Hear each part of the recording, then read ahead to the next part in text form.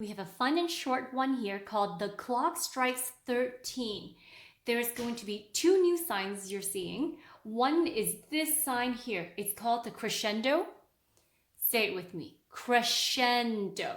That means from quiet, getting louder. And the opposite of that is a diminuendo or a decrescendo. Let's call it a diminuendo. Say it with me.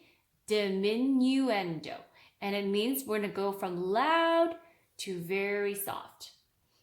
So let's start with the 5, left hand on G, thumb on D, right hand moving up to the treble G position. We're going to start quiet together. A little bit louder. Very loud. And quiet. Go to any high G.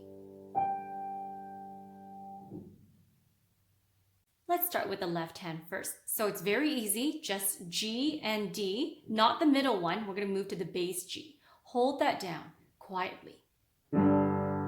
Play, hold, louder, very loud.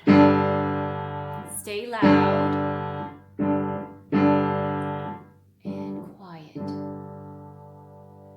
That's it for left hand. Now onto right hand. Starting on B with finger number 3.